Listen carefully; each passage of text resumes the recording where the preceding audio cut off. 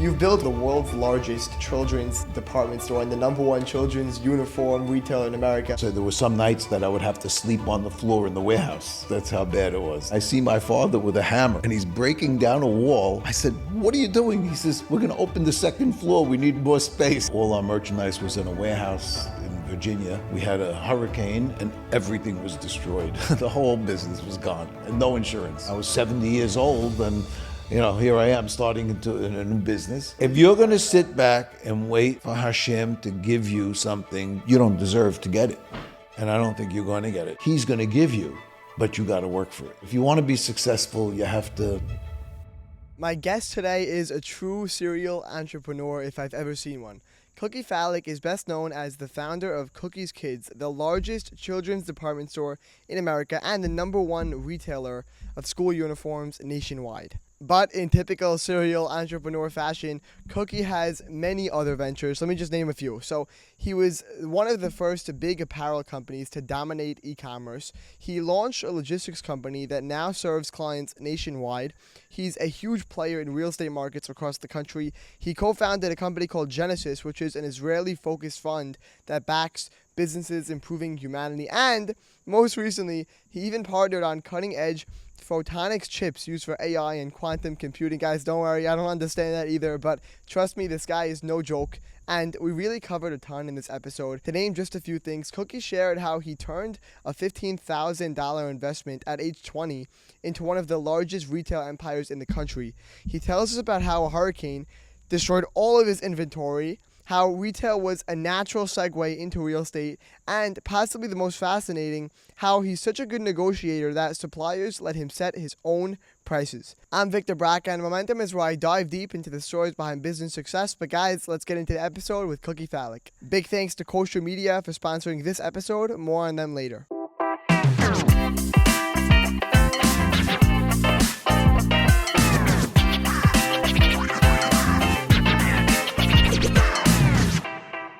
Cookie Falack, welcome to Momentum. Thank you. Thank you for having me. Thank you for being here. Really, it's an honor to be here with you. You've built what's been called the world's largest children's department store and the #1 children's uniform retailer in America by many measurements. Yeah. I want to start at the beginning. Tell me a little bit about yourself and about the different businesses that you're involved in. I'm 74 years old. I started in business when I was 20, way before that. Maybe when I was 14 years old, I worked for my father in his stores. But got married when I was 24 to the love of my life. We were married for almost 50 years. She passed 13 years ago. And I raised 3 beautiful daughters. They are my life, my daughters and my grandkids. And I think with me, it's all about balancing family and my career. But I never, ever left my business after a hard day's work and brought that home. When I got home, I was there, in the moment with my family, with my kids and my grandkids. And that's the way I live my life. I know that your career is multifaceted. You have many businesses that you're involved in. Take me through that. So my main business, which I started in 1973, is the children's clothing store. My first store was a little small 1,800 square foot children's store. And we grew that to be, many, many times the size. We bought buildings next to ours, so we bought other buildings and we opened stores in all, different areas in New York. We never, ventured outside of New York because I just didn't want to have to travel to, to look after my stores. And we were the type of people that we were hands-on, so we needed to be at least some part of our time in the stores and making sure that all our employees were part of our family. We became family with all our employees. So we grew that business over the years to, like you said, one of the largest children's retailers in the country. We did it with hard work. We did it with passion, with love for our business. We treated our business like it was a child.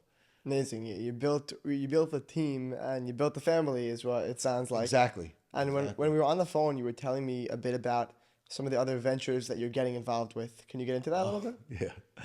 So, back, I guess it must have been about 30 years ago, we started an online business, which I had no idea what online was. I didn't even know how to work a computer.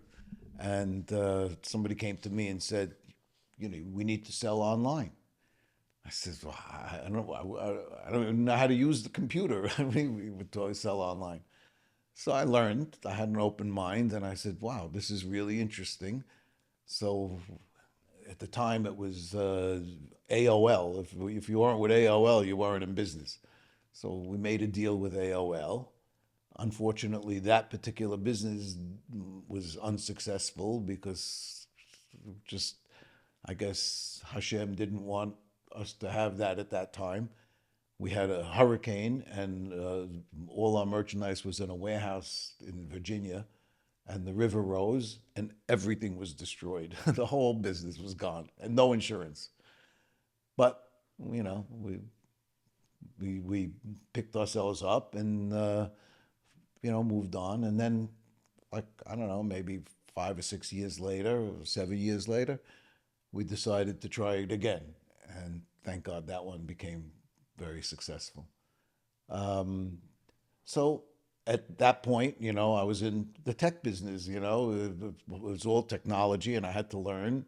And as you get older, it's not so easy to learn new things. But I was always open-minded to figure out what the next new thing is and what we can do. So when we were doing very well in the e-commerce business, and somebody came to us and said, you know, could you help me ship my merchandise? I need a warehouse. So we had room in our warehouse, so we brought them in and we started doing that. And then other people came and said, could you do it for us too? So we started this new 3PL business, which is, thank God, doing very well. What does 3PL mean? Means we ship merchandise for third party. Like, in other words, Got it. you want to sell, Third party logistics, that what it stands yeah, for? Got it. logistics business, yeah. Got it. So we opened our warehouse to other companies that we would ship for. Then we opened another place in a larger facility in California, and we're doing pretty good with that. It's very interesting because I had no idea. You asked me what 3PL is. I had no idea what 3PL was a few years ago too. Right. Not a few years ago, but like if you asked me 10 years ago what's 3PL, I would think it was like some kind of a robot or something. I don't know. But and then from that business, we partnered with a software company that does all the logistics. We're not so involved in that in the software business, but my nephew is. He takes a lot of pride in that company because they're very unique. They're growing very fast, and thank God it's been working out. So then you asked me about my other businesses.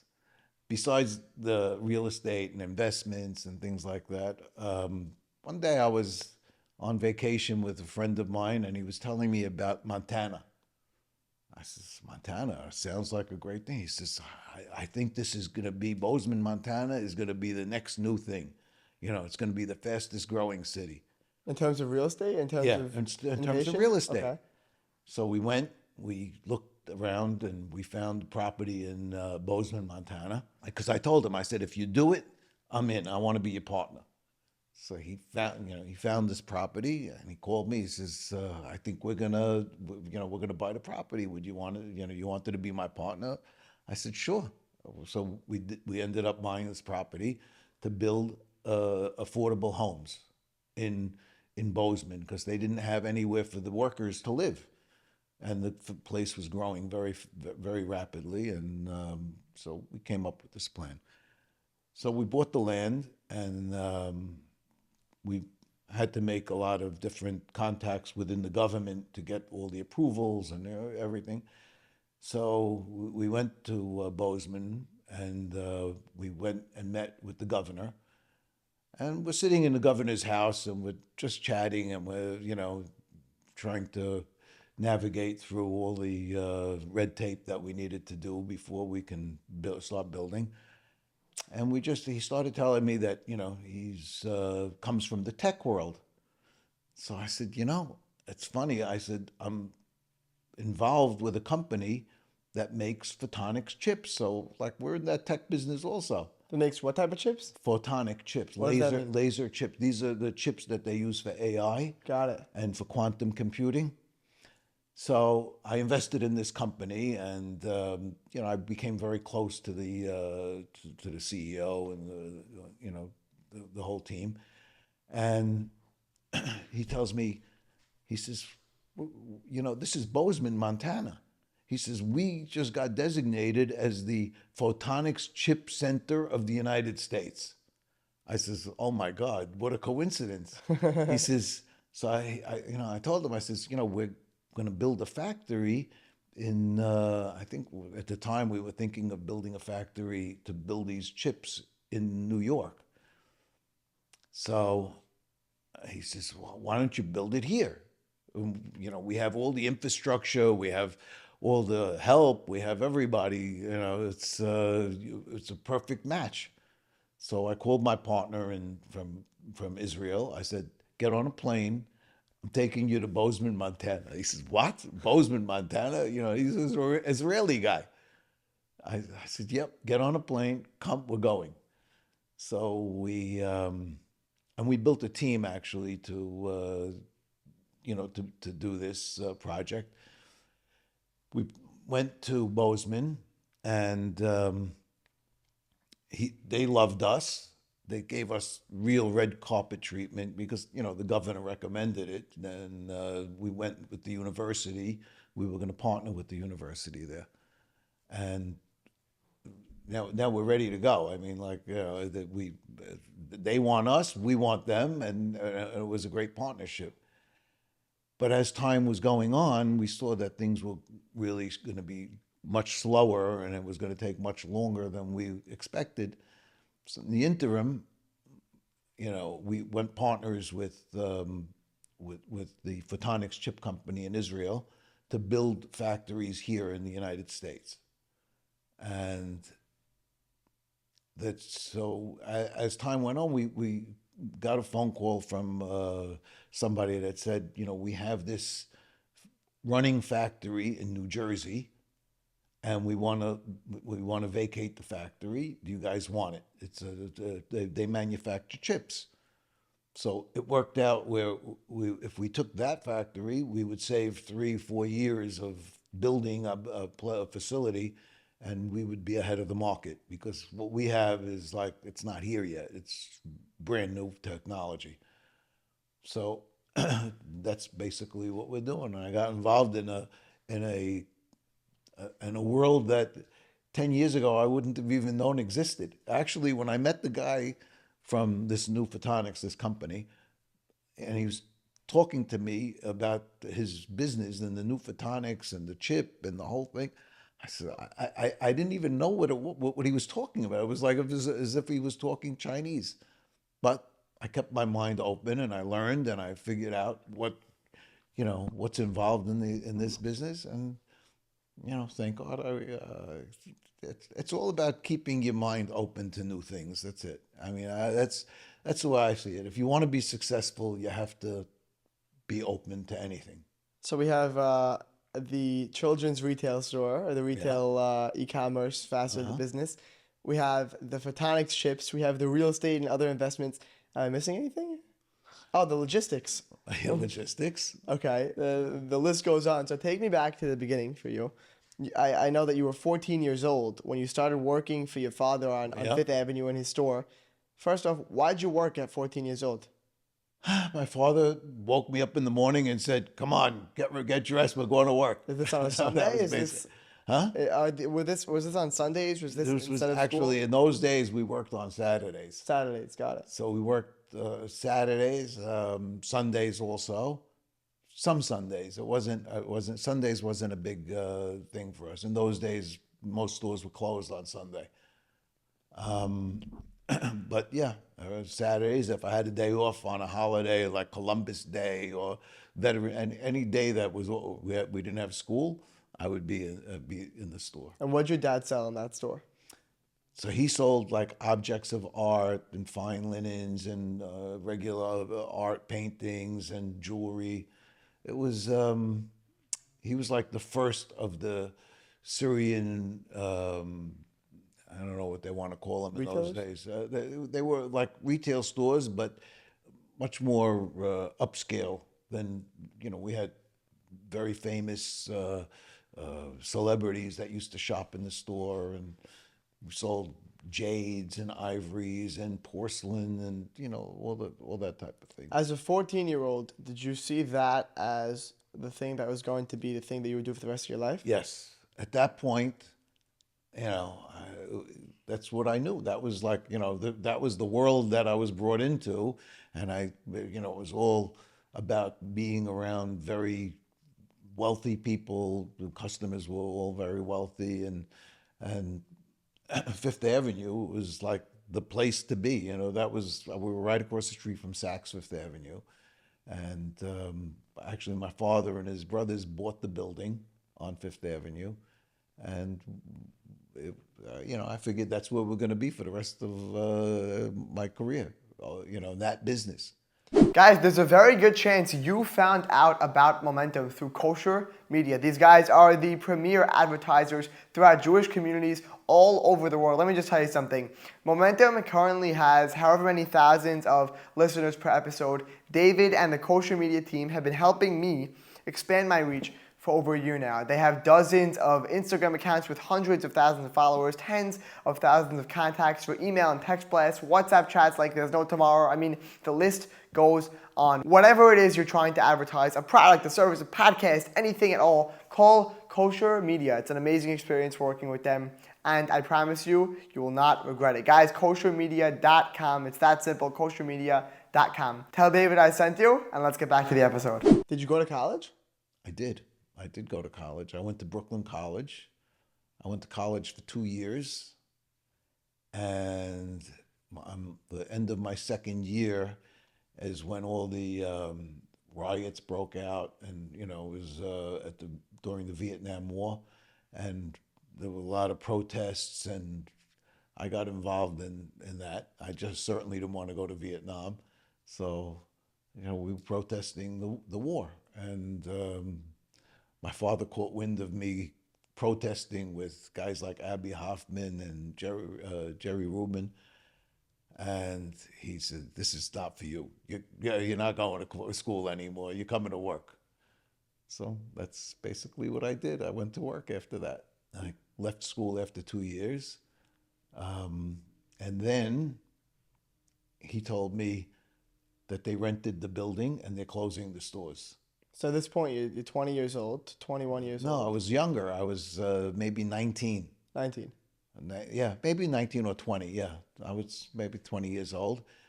I had, at that point, I had nowhere to go. I mean, my father wasn't feeling well when we were closing the store. So I had, that responsibility was mine to open up a warehouse and move the merchandise after we closed. So I did that. And it took about a month, and now it was the summertime, and I just needed to relax because we were working 18 hours a day at that point. And so there were some nights that I would have to sleep on the floor in the warehouse. That's how bad it was. Like we needed to get out in a certain time, and moving all that merchandise over was just a big task. So at the end of that, I was sitting on the beach one day, and my cousin came over to me, Stanley Chira. He came over to me and said, I hurt my eye and I need to go to work. Could you drive me to work? I know you're not doing anything now. So I said, sure, I'll do it. He said, I'll give you whatever, it was $40 a day or something, $50 a day. I said, okay, it sounds like good money. I'll do it. So I did that. and I just couldn't sit in the car and wait for him. So I went and worked in the store and got my hands dirty, and I actually enjoyed doing that. And it was all of a sudden, after a few weeks, he made me manager of the store, What type of store was it? What did he sell? a small children's wear store in Newark, New Jersey. It was crazy. And you It was, became the manager. and it was basically it was almost the size of this room. That's how big it was. But we did a lot of business. We did a lot of business in that store, and I said, "Wow, this is so easy. I could do this myself." So after a while,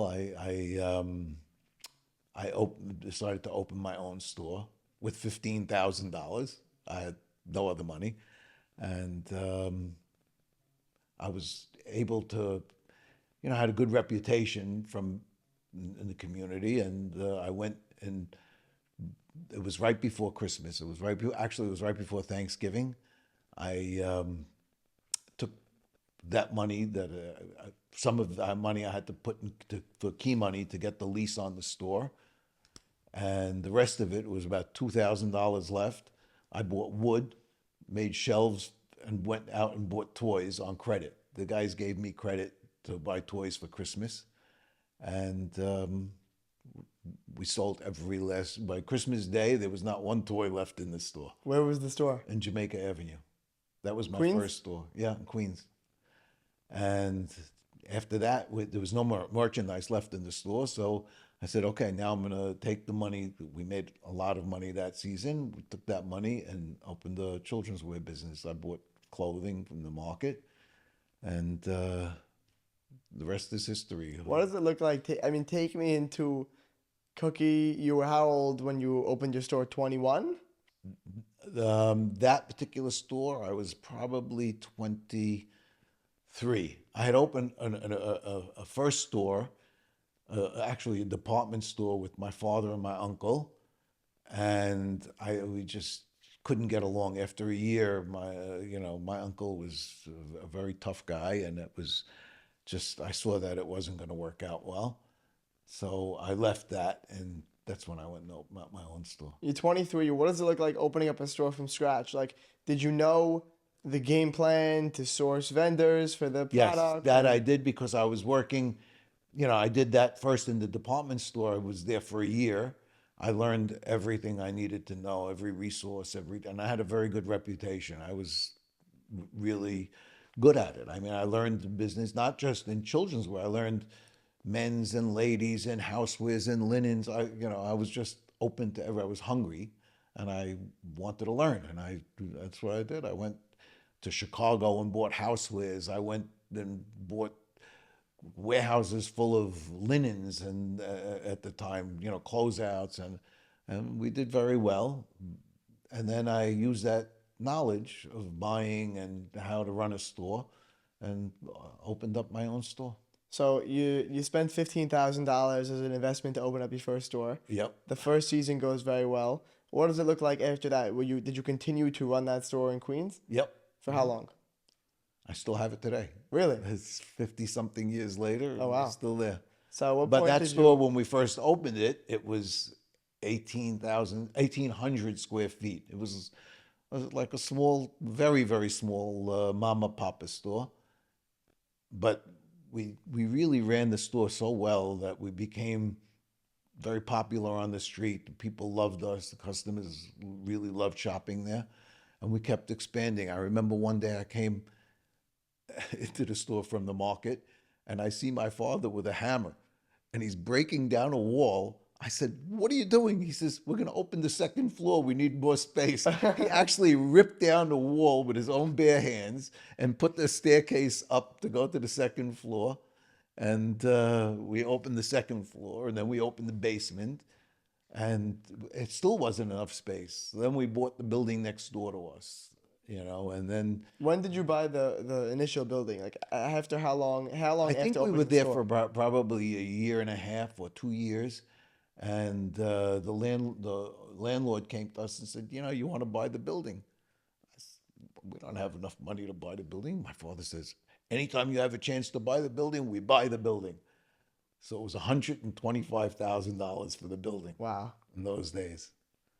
And we figured it out. We got money to do it, and we bought that building. And then probably about 7 or 8 years later, we bought the building next door to us, and And you then the expanded. behind us. When did you open up more locations? I would say the second location was probably 6 years after the first location. Okay, and like, did it take 6 years because you needed the money? Did you need to feel comfortable, like, optimizing all the systems and processes? Like, You know how what did that work? happened? My brother-in-law was needed he needed a business, and we take care of our family, so he was out of work and he needed a business, so we said, let's open up a store and we'll go partners with him. So that's what we did. We opened up that second store. Then my other brother-in-law needed a business, so we opened up a third store to become partners with them. But in the interim, they left the business. They went on their own, and we kept the stores going, and we kept expanding. How does it work when you're going from one retail location to 10, for example, right? I mean, like, do you, like, I guess in the beginning you found partners to run each store, but like, is there a franchising model? Do you own No, everything? we never thought about that. As a matter of fact, we were very, very slow to grow our business and to expand into new stores because we needed to know that we would be able to control it and take care of it. I wasn't going to open up a store just to fail. We needed to make sure we had the right proper help. We would have, that one of us would be able to be there, and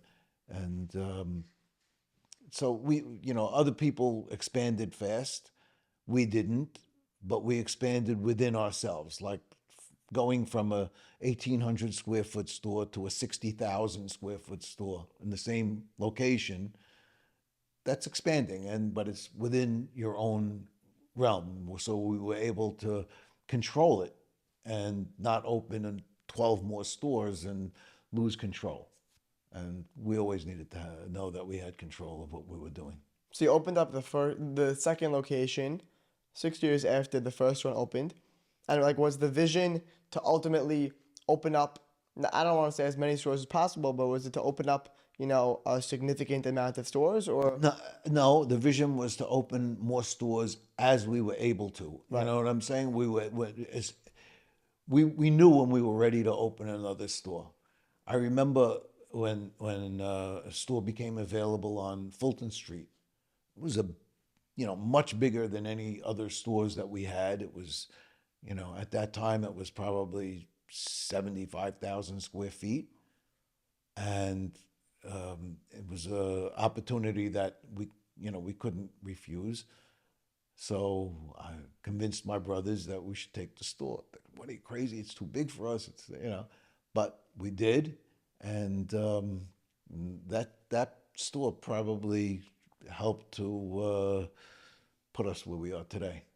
It was a very, very good store. When I started Momentum, I did it because I love talking to business people. I wanted to inspire people with real stories of how people built something from nothing. But what I didn't expect, not in a million years, is how much those episodes would mean to the families of my guests. I've had people reach out to me and tell me, Victor, I watched my dad's episode 3 times. Thank you for capturing a piece of him forever. And that's what led me to start Life Vault Films. Guys, it's a way to professionally capture your parents or grandparents or your full life story, from where they were born to how they built their life, their family, their values, their business, all of it on film forever.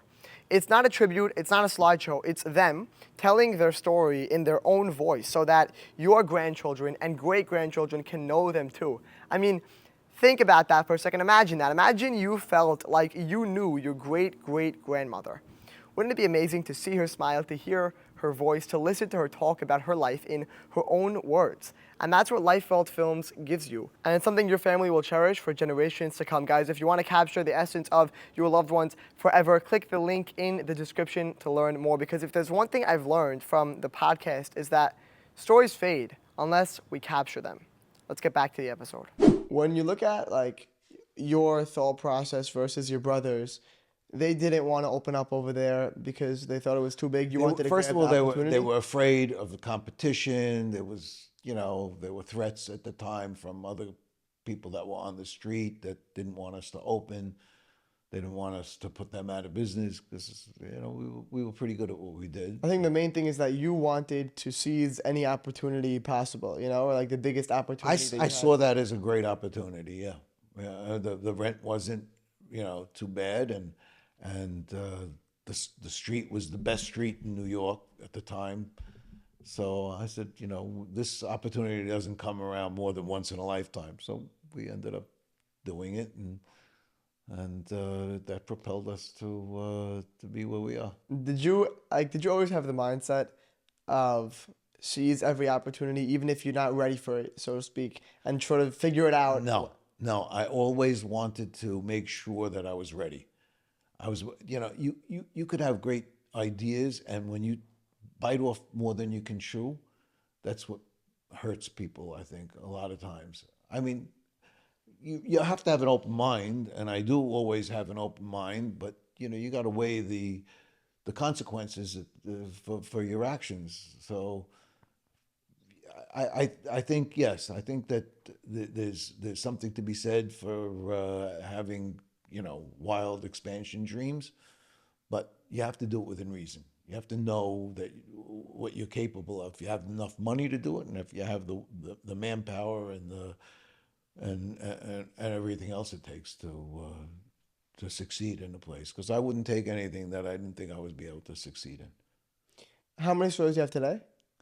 So today we have 5 retail stores. We had 6, but one of them we actually built a building from scratch. We took a whole block in the Bronx. We built it from scratch. Beautiful. Maybe it was a 80,000 square foot building. We built it from ground up, and we opened the store. It was fabulous, and all of a sudden, then after like maybe 6 years of being in that store, um, Burlington had like desires to take the store from us, and they made us an offer that it was actually too good to be true. Like we could never make that much money running the store than we could from renting it out to them. So that's what we ended up renting it to them for a long lease, and so then at that point we were 6 stores. Now we're 5 stores. So you go from one store, two stores, all the way ultimately up to three. And are the partners all family members? Are they people that Yes, you bring in or outside? only my it's myself and my 2 brothers. Interesting. Yeah, It's and we started out from the beginning. My I was 23. My brother was 17, right? Or 18. And when we opened that first store, I didn't think it was going to be even enough for business for one person, for one family to live off of. But he asked me, he says, I want to be partners with you. I said, okay, come. I said, we're not going to be able to make a lot of money, but, we'll do it together. Was there any other time that you had to close down a store? I think we closed the second store we opened, Pumpkins, the one that we opened with my brother-in-law, because that neighborhood changed, and we were only renting that building, and the landlord like doubled our rent, and we said it didn't pay to stay there anymore. The neighborhood used to be all Italian, and we did pretty good with the customer, and then they all of a sudden they became Russian and Chinese, and they didn't spend money. So we ended up closing that store. So yeah, that was the one store we closed besides the one in the Bronx that we rented to Burlington. Can you tell me about a time where either, you made a mistake or the entire business like went through a period of failure? Yeah, it happened. Listen, in over 50 years, you go through cycles, and there is definitely up, up cycles and down cycles, and the um, the one I really remember was early on. Um, we were in Jamaica, and they decided to. There used to be an elevated train right above our store, and they decided to take down that train and move it to a different block. So they had to do this construction to remove a whole elevated train system above Jamaica Avenue. And the construction was, it basically almost put us out of business because people couldn't even walk on the street to get to our store. So yeah, that was a tough time. And What'd you do about that? wow, we just did the best we could in the How'd you stores. keep customers coming? You know, we built a good reputation and we became a destination. So people needed children's clothes. They knew to come to us. And at that time, a lot of other stores on the block failed. They weren't able to stay, to stick it out. But, you know, it took, I think, about 3 years to get that elevator all done and the construction finished. And after that, the street came alive again, and it was great. It was good. It's still, you know, a great place to be. And you still have the location. Do you guys own all the buildings now? We own, yeah, I would say most of my buildings we own. You guys were running the retail stores for a while. I mean, you still are. And you started buying the buildings. You started buying the properties that instead of paying the rent, you bought the buildings, and you became landlords in your own right by buying other properties as well. Was there ever a consideration to shift completely into the real estate business as opposed to selling product? Yeah, yeah, there was, but it's like I said before, you know, my business was almost like a child, and I just couldn't give up on my kid. And that's the way it is. I mean, I love my business. We brought it up from a baby, you know, and we grew it to what it is today. And I don't know, it's been good to us all these years, and I just feel like we should continue to, you know, take care of it like it's our own kid. At what point I mean, you told me it was at, 25, 30 years ago at this point, but at what point did you get into e-commerce? You guys were pretty early to the game. A lot of companies were not early enough and they failed. And you were running your business already Well, for 30 we were years. too early the first time. We were way too early the first time because that at that point it was, you know, it was the dial up, everything, you know, it was the computers were much different. You know, when you wanted to get onto the computer, you would have to wait. And it was like it was very, very tough. That must have been, what, early 90s? I would think it was yeah, early 90s. Yeah. And so you tried to expand into e-commerce at that We point. did. We actually opened it. We made a deal with AOL. I actually went to their headquarters in Virginia, and you know made a deal where we were the exclusive seller of school uniforms or children's clothes. I think we had the whole children's clothes at the time, and so there were no other sellers allowed to sell on AOL that sold children's merchandise. But you know, circumstances were just not in our favor at the time. We lost we lost a lot of money because it cost us a lot of money to make the deal with AOL. Cost us a lot of money for the inventory that we lost during the hurricane, and we just gave up. At that point, I said, too many things are going wrong. And stick to Yeah, retail. stick to what we do. Right. And then as my nephew Al Marvin, my brother Marvin's son, he finished school and he said, you know, I need something to do. I said, come work for us. So he did, and he says, let me try and do the e-commerce. Let's try and build a e-commerce business. I said, well, Al, I don't know. We did it once before and it didn't work. He says, well, things are different now. I think we can do it. I said, okay, if you think we can do it, then let's do it. So we did. We started off slow. That was the late 90s at this point? That was, yeah, I would say late 90s, beginning of 2000. Whatever. So I Sure. think, yeah, like anything else, it takes time, but we figured it out. We didn't know what we were doing in the beginning. We were shipping out of our stores. The girls were picking merchandise as we were selling it online. They were picking it off the floor, and you know, it just grew into something. You know, when we took the place in Pennsylvania, it taught us a lot of new things, a new way of operating. What, when you took the warehouse? Yeah, because now we're not just picking merchandise off the floor and selling it, you know, shipping it to customers. Now we had a real organized warehouse that we knew exactly where everything was. We had labeled bins. Everything was organized, and then we got into robotics and and everything else. But it's great. It really is great. It's interesting because it's new and it keeps growing. It keeps getting newer. I wonder what's next. So everything led to something else. Like the real estate. We're getting into real estate, and then we were going to open the business in the housing in Montana, and that led us to the technology of building a factory actually now in New Jersey. So everything just led into everything else, and I think with God's help, that's just the way it is. I think a lot of it does have to do with I think most of it has to do with Hashem's help. But you gotta Right. work alongside him. I'm You sure. can't just expect Hashem to give us and sit back. I always felt as though I needed to be Hashem's partner in this. Right, right. So tell me about, so we touched on the retail stores and e-commerce in the early days, and the next thing you got into was the logistics. Am I correct? After e-commerce was logistics, yeah.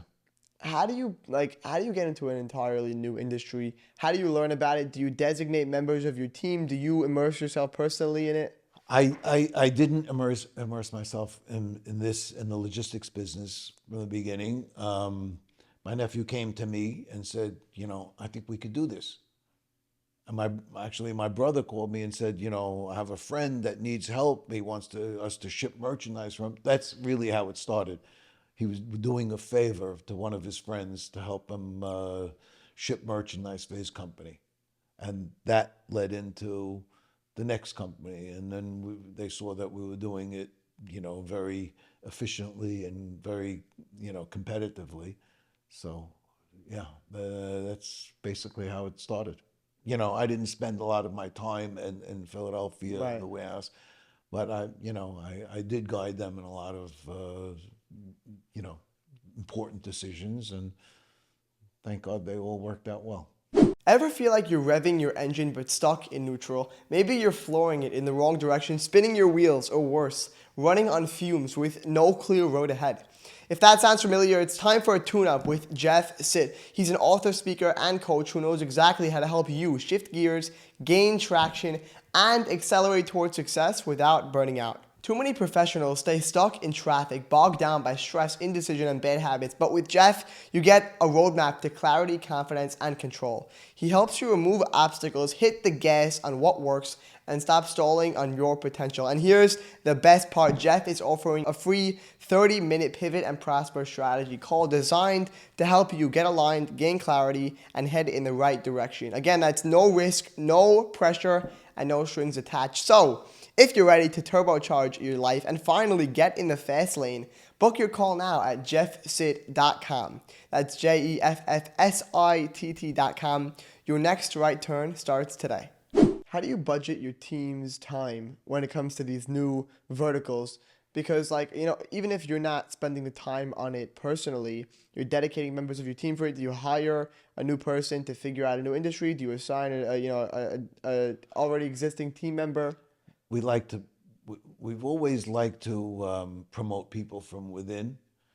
I mean, there have been times when we hired outside people, but in the retail business, I would say that we mostly hire from within. We like to do that. We like to promote people. Like, we had people that worked as a stock clerk who became managers of our largest store. That's just the way it is. Right, that's great. It further ties back into the family aspect of it. Yep. So we touched on the retail stores, the e-commerce business, the logistics business. I feel like I'm reading off a crazy a long list over here. You told me about the photonics and the chips industry. I don't even understand what that is. Tell me a little bit about that and how you got into that. So I didn't understand what it was either. But about 5 years ago, I have a friend who we did, Israeli guy that lives in Miami. He's a visionary, And one day, it was during COVID, he tells me, I was on the beach with him, and he tells me, I have this idea. And I'm thinking of, here comes another idea, He said, I want to build a company that deals in Israeli technology, but I want to give back. In other words, I want it to be something humanitarian. I want to be able to only,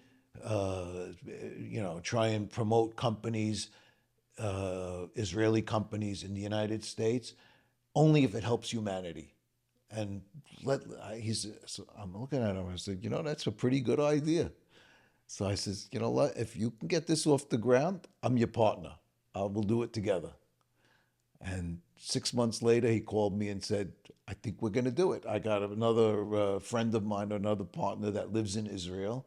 He'll be the boots on the ground in Israel. So I said, perfect, let's do it. I met his partner, Ronnie, and we all three became partners. And What type of partner were you if you didn't know anything about the tech industry?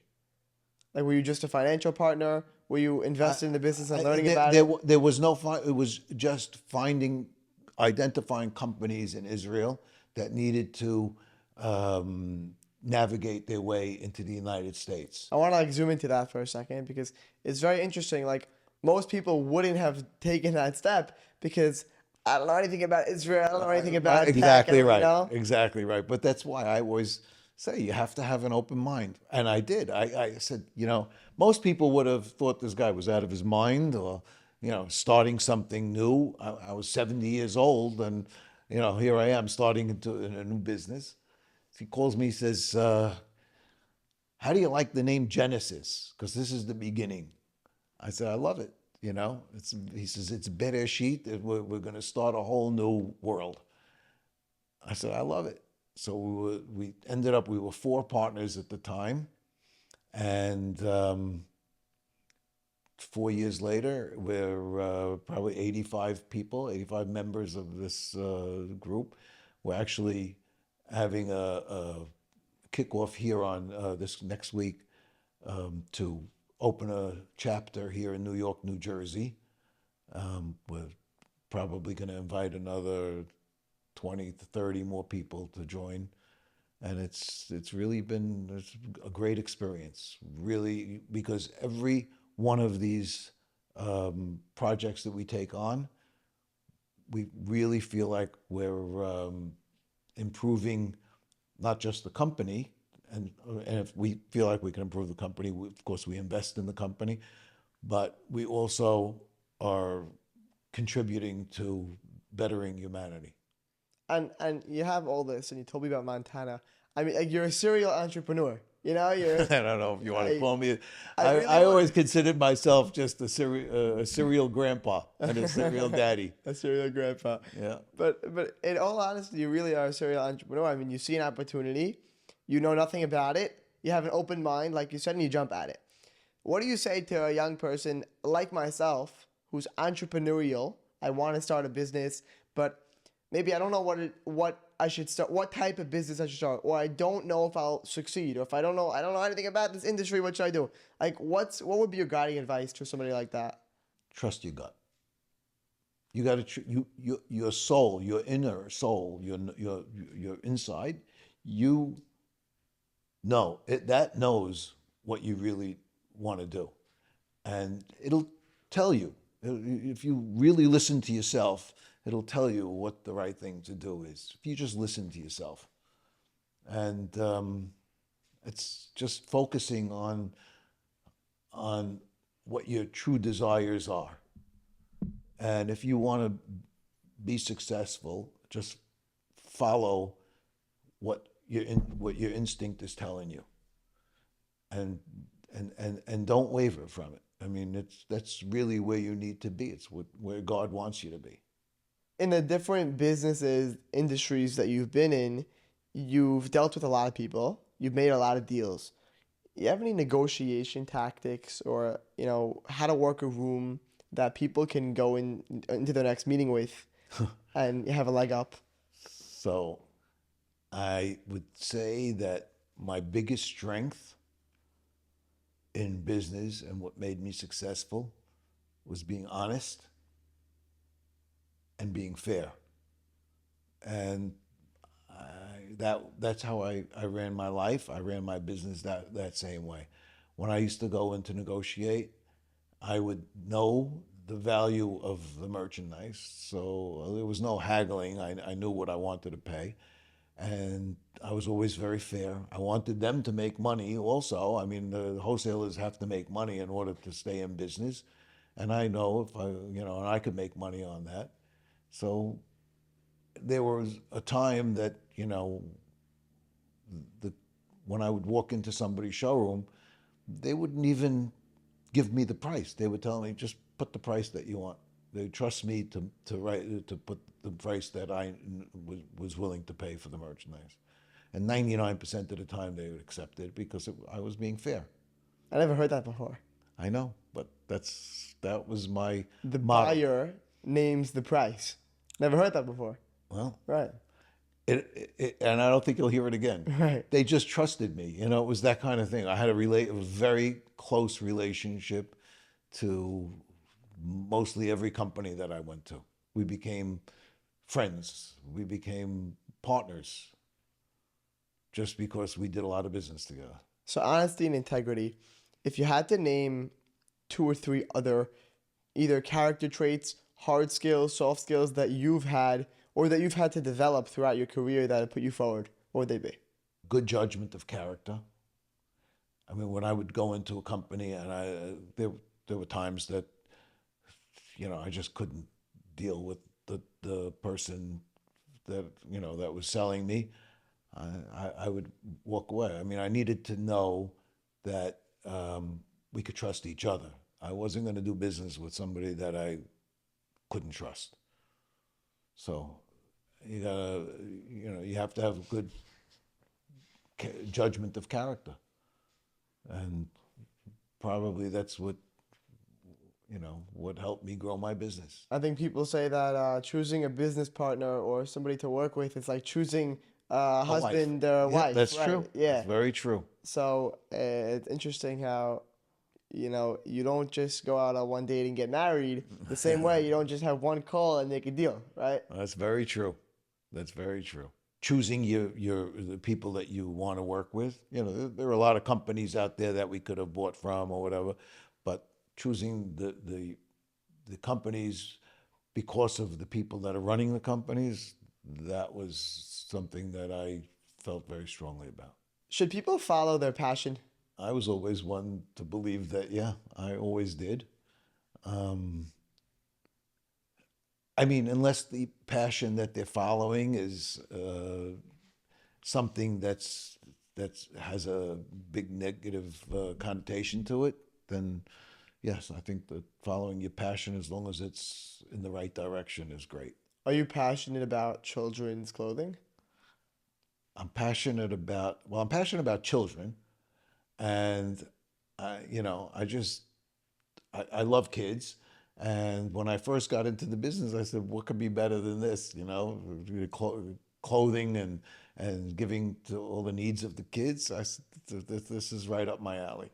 So, yeah, I think I am passionate about children's clothing. And do you think you're also passionate not just about the trade, but also about I don't know how to phrase it, the business end of it, right? Like deal making and negotiating and Yeah. achieving things. Yep. It's always very rewarding to come out of a negotiation and see that you accomplished something that you set out to accomplish. Yeah, it's a great feeling. A lot of young people today in the world have this conundrum, this inner conflict. Should I, pursue a career that I really love, or should I start that business, or should I get the safe job, safety net, I'll make good money and I'll be okay? Or like, is the burning fire, passion inside of me, should I chase that? But it's risky. But maybe I have kids and maybe I have to feed a family. You know what? If you're young enough and you have a passion, you should always, chase that passion, because if you don't, you'll have regrets later on in life. And you take a job that or a career that you really didn't that wasn't your first choice, um, I think that you'll regret it. You should always chase first what you love as a young person. If you're not young enough and you have a family to take care of, there's a responsibility to make sure that you are going to succeed in what you do. So you take the path that's leading to the highest return. Right, right. I want to shift a bit into giving back. You you give back through Cookies Kids, which is your your Hmm. children's or business, through donations and through philanthropy and all those initiatives. You give back through Genesis, which you told us about, and you told me about a very cool requirement that people have to agree to before they join. So Yep. you'll tell me about that in a second. And you're involved with hundreds of organizations within the community, dozens at least, but I would say even hundreds. Um, Yeah, you're pretty close. I think we do have at least 100 really, really good organizations in our community that are very, very essential to the growth of this community and to the well-being of us. Listen, you could donate 10%. You could donate maaser, right, which is Hmm. like the requirement in Judaism. Yep. But you do way more than that. And not only do you donate money, but you donate time and resources. Yeah. Why go above and beyond? What's the point? I think it makes us feel good. It makes humanity feel good to be able to help other people, to be able to help other causes that can benefit our society, and that's where that's where we all need to be. We need to be in the mindset of helping each other, and unfortunately, in these times, outside of our community, I think civilization is losing that. But what we have here is unique, and we need to keep it going, and we need to strengthen it, and we need to always have a desire to empower our community and our people, Jewish people at a whole as a whole. Yeah, And I think you're playing a big role in that, right? With your philanthropy. I do my best. I try. I mean, there's a lot of just so much to go around, be it money or be it time. But we all try and do as much as we can do. What's your requirement for people who want to get involved with Genesis? We require that they give back. So if they make money, they have to give a portion of that money to charity. You require that. You don't just encourage No, them. we You don't just require it. We require it. Yeah, right. yeah. Powerful. You asked me before about what what I think made us succeed, and I forgot to mention that it's we always tried to be the forefront of the industry. In other words, when new trends would come along, um, we tried to be in first, and that really helped grow our business. People respected us for having the most highest fashion clothing at the time, and when like hip hop clothing became hot, we were the first ones to have it. You've spoken a lot about hard work, and I'm wearing kippah. We're both religious men, right? Hmm. Like a lot of people say it's all up to God. That's it, right? And then there's the other side of it of people that say like it's all up to me. I have to put in all my work, whatever it is. So obviously there's a middle ground between that. That's But true. how do you It's maintain like a if religious you're going to mindset? sit back and wait for Hashem to give you something just by you don't deserve to get it, and I don't think you're going to get it. I don't think Hashem sees it that way. I think Hashem wants to know that you are a partner in this. He's going to give you, but you got to work for it. You got to put in what you need to put in. He'll put in what needs to happen from upstairs, but what you need to do is put your effort into it also. You can't just sit back and wait something to happen, because most of the time that's not going to happen. Yeah, there's exceptions. People do get lucky. They can win a lottery. They can, there's a lot of people that are lucky, and there are a lot of people that make money and they turn around and the money's gone. So, like I said in the beginning, when you work hard for something, you love it, you respect the fact that you worked hard for it, you're not going to let it go so fast. People make money quick, and all of a sudden you hear about a lot of people, they made their money so quick and then they're gambling it away or whatever. They don't respect that money is the same way that they would if they had to work for it. I was thinking, Cookie's a good name for a children's wear founder, you know? Like it's like playful and it fits. Yeah. It's a good way to name a retail chain. Well, that was my name since I'm 2 months old. Right. And when it came time to naming the store, I just said, okay, Is that your legal name? No, it's not my legal name. My legal name is Jack. Does anybody But very few people know that that's my name. I didn't know that was my name until I was about 5, 6 years old. Really? I was in school. And the where did teachers, Cookie come from? my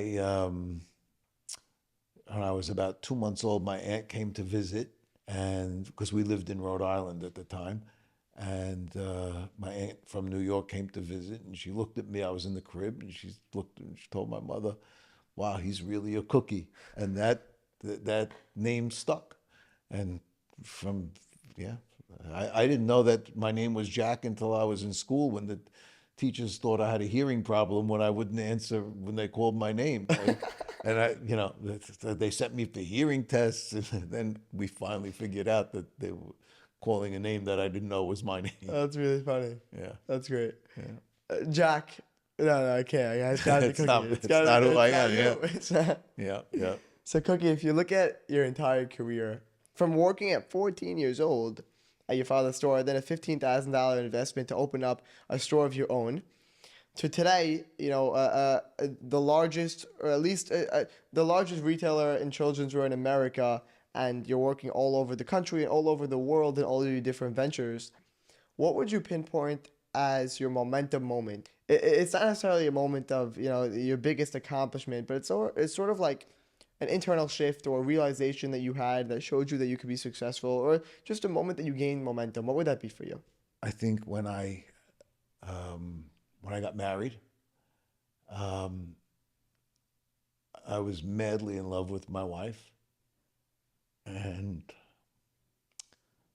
I just wanted to do whatever I could to make her life the best it could be. So that made me that really propelled me to do what I needed to do. And I think the second moment was when my first child was born. We had trouble having kids in the beginning, and when my first child was born, there was nothing in the world that I wasn't going to do to make her life the best it could be. And after that, my other two daughters were born, and I just strengthened that feeling, because my kids and my grandkids, that's my motivate. That's the pivotal point in my life that changed me. Great motivation. I mean, I never really needed anything for myself. I'm not that kind of guy. I'm not a showy, not. I don't need physical things. But I do want to, make my family's life better. It's amazing, amazing. You think there's anything we didn't cover? I think we covered a lot. By the way, I never ever expected in my life, this is another new thing for me, to be on a podcast. Right. It's like starting a new business. Right, It's right. something that I never dreamed about. I'm very happy we got you here. It took a little while, we were in touch. It must Yep. have been like Yeah. 8 months ago, but Yes. we reconnected. We got you here, and thank you really for coming, for sharing your story. Well, I have to say that I really, really enjoyed you. I think you're an amazing guy, and I think that you're the type of guy that can in 25 years from now, we're going to be interviewing you because I think you're going to be the very, very successful. That's the You goal. have, you have what it I takes really to hope be. so. I really hope so. You definitely have what it takes. I could see it in you, and I'm a pretty good judge. Judgment Yeah, of character. yeah. That's what you I said. Well, I think you hope you're have what right. it takes to be a leader. I hope Yep. you're right. Thank you for coming, and looking forward. I really think we could do another interview in 5, not even 10 years, 5 years, because there's gonna be a whole new Yeah, hour worth of we content. might have a bunch of new things to talk about at Right. that point. Right. Awesome. All right, Yeah. Cookie. Thank you. Thank you. That wraps up this episode with Cookie Falack, guys. I hope you enjoyed it. Here are my top 3 takeaways from our conversation. First, jump at opportunities for growth. Cookie was the first to enter the ecom space at a time when most companies were going out of business because they couldn't adapt quickly enough. He expanded his net worth by buying the buildings his stores were in, which single-handedly made him millions of dollars, and he seized the chance to take over a 75,000 square foot store even when his brothers thought it was too risky. It was bold moves like these that propelled Cookie's Kids to become the largest children's retailer in the country. But second, and this should act as a counterbalance to the first takeaway, don't grow too quickly. Make sure you can handle the bandwidth. Cookie explained that while other companies rushed to open new stores, he and his brothers expanded more cautiously. For years, they chose to grow existing locations rather than chasing dozens of new ones they couldn't properly manage. Don't bite off more than you can chew. It's not worth devaluing your reputation in the name of expansion. And third, guys, trust that God is with you, but you have to put in the work. Don't just throw your hands up and say, it's all up to God. That's true, but as Cookie mentioned, God wants to know that you're his partner in the process. You have to put in the effort, you have to do the work, and you have to do everything in your power to make it succeed. Only then does the blessing come. If you enjoyed this episode, you're going to love my conversation with Joey Shami. Joey is the co-president of Delta Children, the largest manufacturer of children's furniture in the world. In that episode, Joey shares how Delta became an industry leader with partners like Jeep, Walmart, Home Depot, so many others, and the strategies behind building a global brand. We also talked about his approach to leadership and how he balances running a massive company with his amazing, incredible philanthropic efforts. Check that out on any platform by clicking the link in the show notes, or you can search Momentum Joey Shami wherever you get your podcasts. And with that said, thank you so much for watching, and until next time.